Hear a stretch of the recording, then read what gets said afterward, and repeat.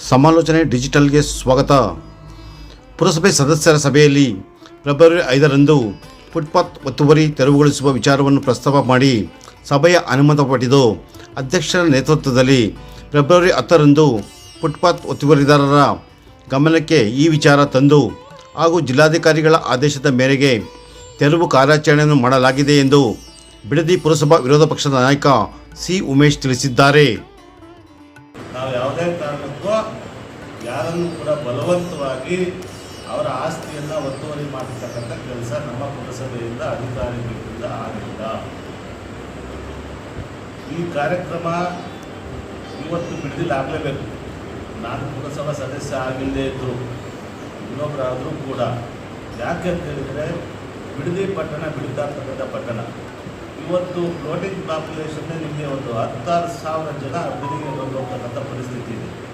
ಹಾಗಾಗಿ ನಾವು ಈ ಒಂದು ವ್ಯವಸ್ಥೆಯನ್ನು ಮಾಡಲೇಬೇಕಾಗ್ತದೆ. ಮಾಡಿದ್ದೀವಿ, ಕಾನೂನು ಪ್ರಕಾರ ಮಾಡಿದ್ದೀವಿ. ಹಾಗಾಗಿ ಮಂಜಣ್ಣವ್ರು ಹೇಳ್ತೀನಿ, ಯಾವುದೇ ದುರುದ್ದೇಶ ಇಲ್ಲದೆ ಸಾರ್ವಜನಿಕ ಹಿತದೃಷ್ಟಿಯಿಂದ ತೆರವು ಕಾರ್ಯಾಚರಣೆಯನ್ನು ಮಾಡಿದ್ದೀವಿ. ಇನ್ನೂ ಸಂಪೂರ್ಣವಾಗಿ ಮಾಡಿಲ್ಲ, ಇನ್ನೂ ಬೇಕಾದಷ್ಟಿದೆ. ಈಗಾಗಲೂ ಕೇವಲ 30ರಿಂದ 40% ಆಗಿದೆ. ಇನ್ನೂ 50ರಿಂದ 60% ಇದೆ. ಹಾಗಾಗಿ ಮುಂದಿನ ದಿನಗಳಲ್ಲಿ ಎಲ್ಲ ಅವರ ಆಸ್ತಿಗಳನ್ನು, ಅವರ ಪತ್ರ, ಅವರ ಖಾತೆಯನ್ನು ಆಧರಿಸಿ ಅವ್ರಿಗೆ ಅಳತೆ ಮಾಡಿಕೊಟ್ಟು ಮಾರ್ಕಿಂಗ್ ಮಾಡಿ ಸರ್ಕಾರಿ ರಸ್ತೆ ಎಲ್ಲೆಲ್ಲಿ ಒತ್ತುವರಿ ಆಗಿದೆ ಎಲ್ಲವನ್ನೂ ಕೂಡ ತೆರವು ಮಾಡ್ತಕ್ಕಂಥ ಕೆಲಸ ನಮ್ಮ ಶಾಸಕರಿಂದ, ಪುರಸಭಾ ಅಧಿಕಾರಿಗಳಿಂದ, ಪುರಸಭೆಯ 23 ಜನ ಅಧ್ಯಕ್ಷರಾದಿಯಾಗಿ ಎಲ್ಲ ಸದಸ್ಯರಿಂದ ನಡೀತದೆ ಅಂತೇಳಿ ಇವತ್ತು ನಾನು ಹೇಳೋದಕ್ಕೆ ಇಚ್ಛೆ ಪಡ್ತೇನೆ. ನಾನು ಇಲ್ಲದೇ ಇದ್ದಾಗ ಹೊಡೆದಾಕ್ಬಿಟ್ಟಿದ್ದಾರೆ ಎಲ್ಲ ಆಸ್ತಿಗಳನ್ನ ತೆರವು ಮಾಡಿದ್ದಾರೆ. ಸನ್ಮಾನ್ಯ ಮಾಜಿ ಶಾಸಕರೇ, ಆ ಕಾರ್ಯಾಚರಣೆ ನಡೆಯುವಾಗ ತಾವು ಇದೇ ಬಿಡದಿಯ ಬೈರಮಂಗಲ ಸರ್ಕಲ್ನ ಮಂದಾರತಿ ಹೋಟೆಲಲ್ಲಿ AC ರೂಮಲ್ಲಿ ಕೂತಿದ್ದಂಥ ಎಲ್ಲ ದಾಖಲೆಗಳು ನಮ್ಮ ಹತ್ರ ಇದೆ.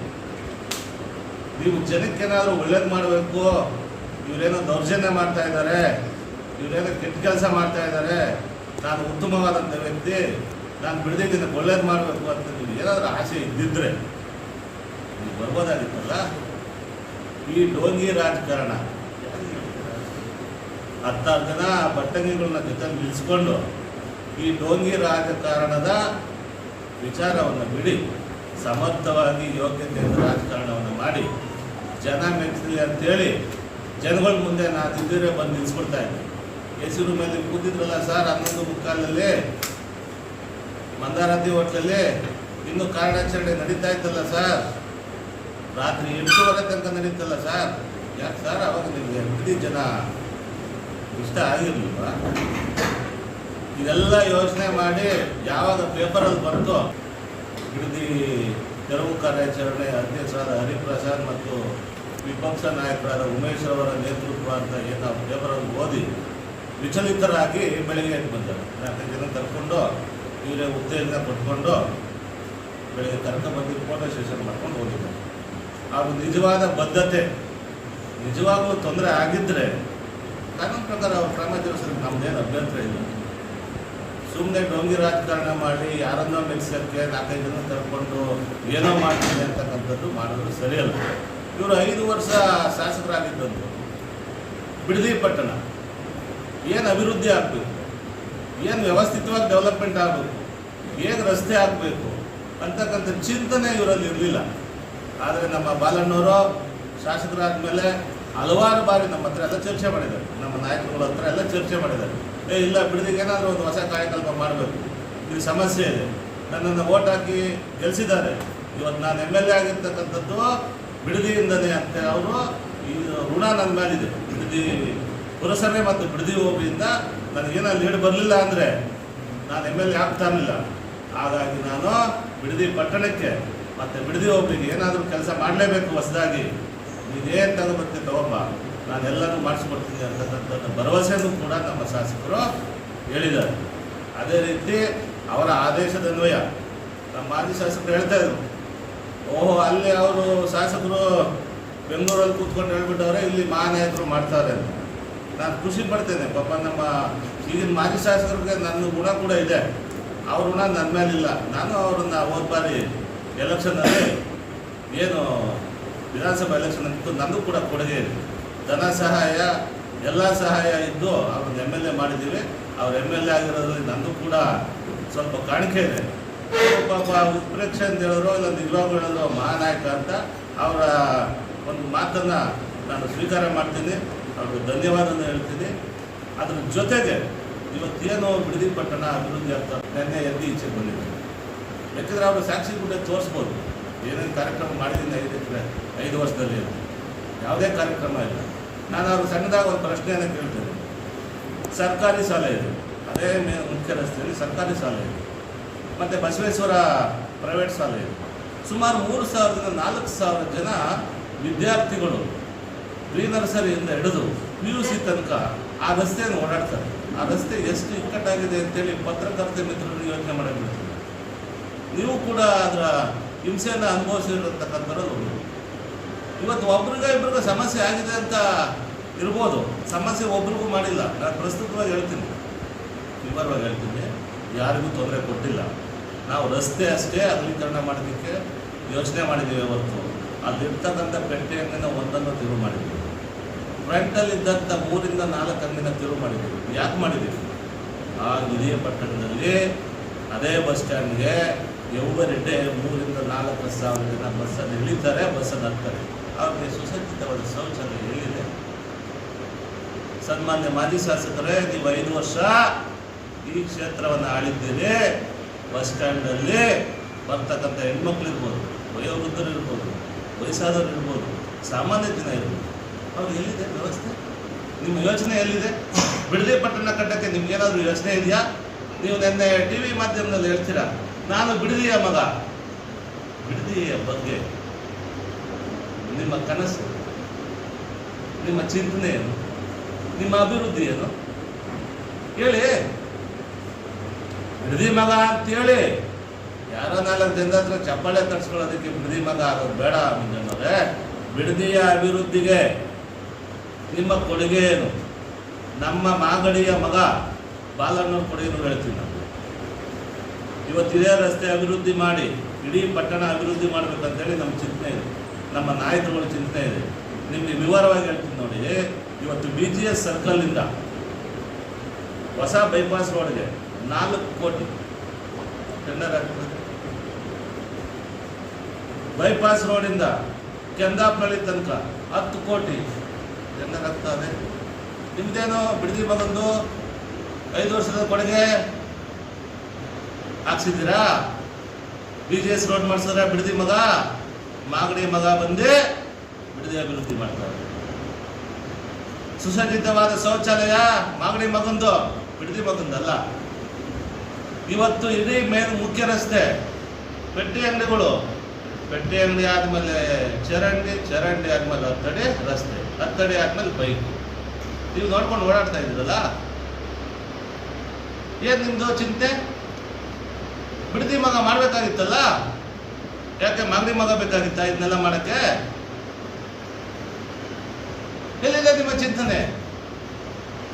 ಈಗ ನೀವು ಮನೆಗೆ ಹೋಗ್ತಕ್ಕಂಥ ರಸ್ತೆ ಯಾರು? ನೀವ್ಯಾಕೆ ಮಾಡ್ಕೊಳ್ಳಿಲ್ಲ?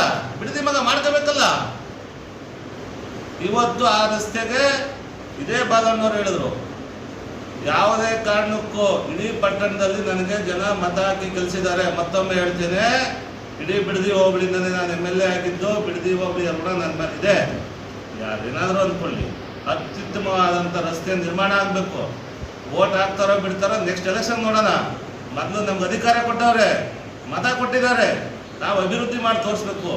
ನೀವು ಯಾವುದೇ ಕಾರಣಕ್ಕೂ ಆಡಳಿತ ಪಕ್ಷ ಸದಸ್ಯರ ಜೊತೆ ವಿರೋಧ ಕಟ್ಕೊಳ್ಳದೆ ಅಭಿವೃದ್ಧಿ ಬಗ್ಗೆ ಚಿಂತೆ ಮಾಡಿ ಅಂತ ನಮಗೆ ಆದೇಶನೂ ಕೊಟ್ಟಿದ್ದಾರೆ, ಸಲಹೆನೂ ಕೊಟ್ಟಿದ್ದಾರೆ. ನಾವು ಅದರ ಪ್ರಕಾರ ಅಭಿವೃದ್ಧಿ ಬಗ್ಗೆ ಯೋಚನೆ ಮಾಡ್ತಾ ಇದ್ದೀವಿ ಹೊರತು ನಾವು ವಿರೋಧ ಮಾಡಕ್ಕೆ ಹೋಗೋದೇ ಇಲ್ಲ. ಇವತ್ತು JDS ಪಕ್ಷದವರು ಅಧ್ಯಕ್ಷರಾಗಿದ್ದಾರೆ, JDS ಪಕ್ಷದ ಆಡಳಿತ ನಡೀತಾ ಇದೆ, ಆದರೆ ನಾವು ಅವ್ರಿಗೆ ಸಪೋರ್ಟ್ ಮಾಡ್ತಾ ಇದ್ದೀವಿ. ಯಾಕೆ? ಅಭಿವೃದ್ಧಿಗೋಸ್ಕರ. ಇವತ್ತು ಬರ್ತ್ಡೇ ಸರ್ಕಲಿಂದ ಮೀನಂಗಡಿ ತಾವಿಂದ ಹಿಡಿದು ನನ್ನ ಮನೆ ಅವ್ರ ಮನೆ ಇರ್ತಕ್ಕಂಥ ರಸ್ತೆನ ಅಭಿವೃದ್ಧಿ 1.25 ಕೋಟಿ ಹಾಕಿದ್ದೀವಿ. ಮೊದಲು 50 ಲಕ್ಷ ಹಾಕಿದ್ವಿ, ಸಾಕಾಗಿಲ್ಲ. ಆಮೇಲೆ 60 ಲಕ್ಷ ಹಾಕಿದ್ವಿ, ಸಾಕಾಗಿಲ್ಲ. ಇನ್ನೂ 30 ಲಕ್ಷ ಚರಂಡಿಗೆ ಹಾಕಿದ್ವಿ, ಸಾಕಾಗಿಲ್ಲ. ಇನ್ನೂ 30 ಲಕ್ಷ ಲೈಟಿಗೆ ಸಪ್ರೇಟ್ ಮಾಡಿ 30 ಲಕ್ಷ ಹಣವನ್ನು ನಾವು ಆ ರಸ್ತೆಗೆ ಮಾಡ್ತಾ ಇದ್ದೀವಿ. ಅದೇ ರೀತಿ ಎಲ್ಲ ರಸ್ತೆಗಳು ಅಭಿವೃದ್ಧಿ ಆಗಬೇಕು ಅಂತೇಳಿ ಇದನ್ನೆಲ್ಲ ಯಾಕೆ ಬಿಡದಿ ಮಗ ಮಾಡಿಲ್ಲ? BJS ಸರ್ಕಲ್ ನಿಂತ್ಕೊಂಡು ನಾನು ಬಿಡದಿಯ ಮಗ, ನಾನು ಏನೇ ಇದ್ರು ಮಾಡ್ತೀನಿ. 5 ವರ್ಷ ಎಲ್ಲೋಗಿದ್ರು ಬಿಡದಿ ಮಗ. ಬಿಡದಿಗೆ ಕೊಡುಗೆ ಏನು? 1.25 ಕೋಟಿ. ಅದೇ ಬಿಡದಿಯ ಮಗನ ಮನೆಗೆ ಹೋಗ್ತಕ್ಕಂಥ ರಸ್ತೆಯನ್ನ ಅಭಿವೃದ್ಧಿಗೆ ಮಾಗಡಿಯ ಮಗ ಹಾಕಿದ್ದಾರೆ.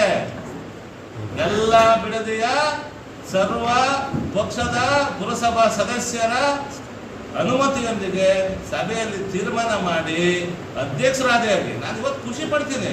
ಅವ್ರು ವಿರೋಧ ಪಕ್ಷದಲ್ಲಿ ಇರ್ಬೋದು, ಅಧ್ಯಕ್ಷರು, ಸ್ಟ್ಯಾಂಡಿಂಗ್ ಕಮಿಟಿ ಚೇರ್ಮನ್, ಅಭಿವೃದ್ಧಿ ಮಾಡಿದಾಗ ನಾವು ಅವ್ರನ್ನ ಹೊಗಳಲೇಬೇಕಾಗ್ತದೆ. ವಿರೋಧ ಅಧ್ಯಕ್ಷರ ಎಲ್ಲರೂ ಮಾಡಿದ್ದಲ್ಲೇ ವಿರೋಧ ಅಂತ ನಾನು ಒಪ್ಪಲ್ಲ. ನಾನು ಅವ್ರಿಗೆ ಸಂಪೂರ್ಣವಾಗಿ ಅವರು ಅಭಿವೃದ್ಧಿ ಬಗ್ಗೆ ಯೋಚನೆ ಮಾಡಿದಾಗ ನಾನು ಸಂಪೂರ್ಣ ಸಹಕಾರ. ಅದರಲ್ಲಿ ಒಂದಲ್ಲ 23 ವಾರ್ಡಲ್ಲೂ ಅಭಿವೃದ್ಧಿ ಆಗ್ಬೇಕಂತಕ್ಕಂಥದ್ದು ನಮ್ಮ ದೃಷ್ಟಿಕೋನ.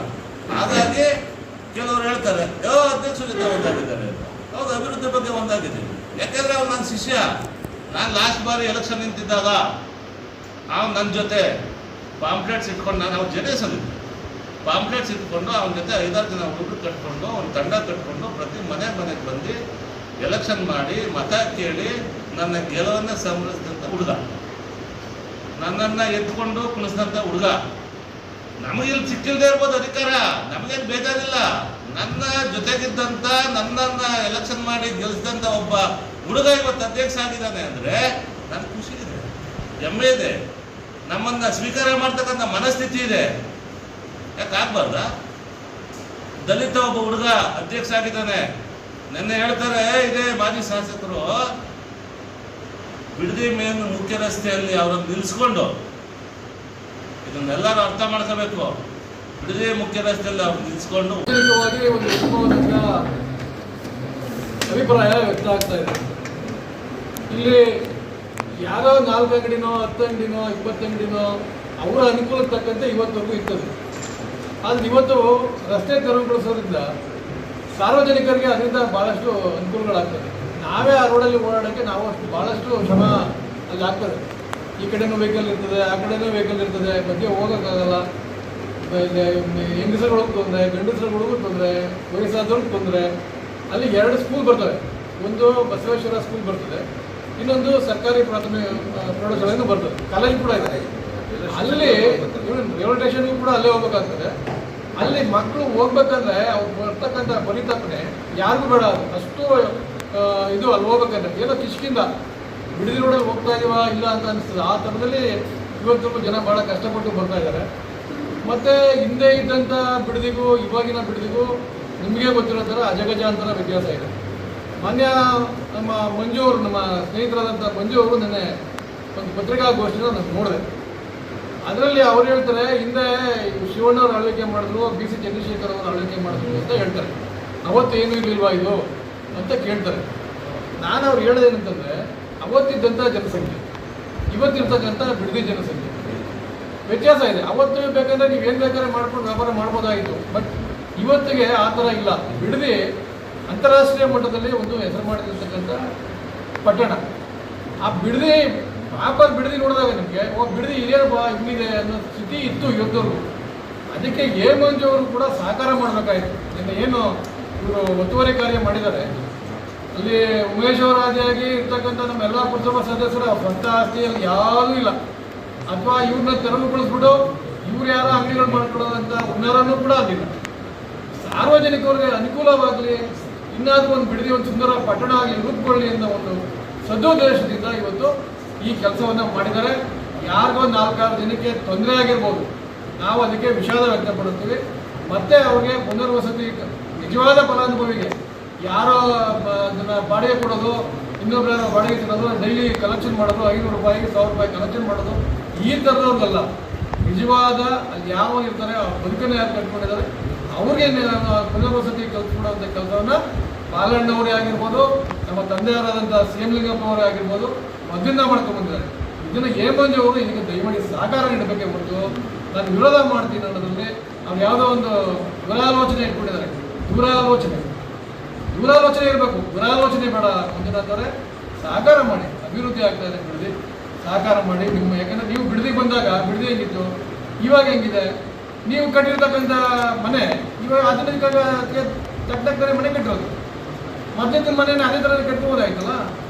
ವಿಕಾಸ ಅಭಿವೃದ್ಧಿ ಅದರಿಂದ ತಾನೇ ನೀವು ಈ ಥರ ಮನೆಗಳು ಕಟ್ಬಿಟ್ಟಿರೋದು. ಅದೇ ರೀತಿ ಇನ್ನು ಇರ್ತಕ್ಕಂಥವ್ರು ಕೂಡ ಹೊರಗಡೆ ಬರ್ತಕ್ಕಂಥವ್ರು, ಈಗ ಬಿಡದಿಗೆ ಭಾಳಷ್ಟು ಜನ ಬರ್ತಾರೆ, ಹೊರಗಡೆ ದೇಶದಿಂದ ಬರ್ತಾರೆ, ರಾಜ್ಯಗಳಿಂದ ಬರ್ತಾರೆ. ಅವ್ರಿಗೆ ಬಿಡದಿ ಅಂದಾಗ ಒಂದು ಸುಂದರವಾದ ಒಂದು ಪಟ್ಟಣ ರೂಪುಗೊಳ್ಳಿ ಅನ್ನೋ ಒಂದು ಉದ್ದೇಶ ಇಟ್ಕೊಂಡು ಬಾಲಣ್ಣವರು ನಮ್ಮೆಲ್ಲ ಪುರಸಭೆಯ ಸದಸ್ಯರುಗಳು ಸೇರಿ ನಮ್ಮ ಗ್ರೇಟರ್ ಬೆಂಗಳೂರಿನ ಎಲ್ಲ ನಮ್ಮ ನಿರ್ದೇಶಕರಿರ್ಬೋದು, ಅಧ್ಯಕ್ಷರಿರ್ಬೋದು, ಎಲ್ಲರೂ ಕೂಡ ಬಿಡದಿಯ ಒಂದು ಅಭಿವೃದ್ಧಿಗೆ ಕೆಲಸವನ್ನು ಮಾಡ್ತಾ ಇದ್ದಾರೆ. ನಾವು ನೀವು ಎಲ್ಲ ಸೇರಿ ಸಹಕಾರ ನೀಡಬೇಕು. ಒಂದು ಕಿವಿ ಮಾತು, ಈ ವಿಚಾರದಲ್ಲಿ ತಾವು ಜೊತೆ ಕೈಗೂಡಿಸಿದ್ರೆ ಒಳ್ಳೆಯದು. ಇಲ್ಲಾಂದ್ರೆ ಅದು ನೀವು ನಿಮ್ಮ ಇಷ್ಟ, ನೀವು ವಿರೋಧ ಪಕ್ಷ ವಿರೋಧ ಮಾಡಿ, ನಾವು ಆಡಳಿತದಲ್ಲಿದ್ದೀವಿ, ನಾವು ಅಭಿವೃದ್ಧಿ ಮಾಡ್ತೀವಿ.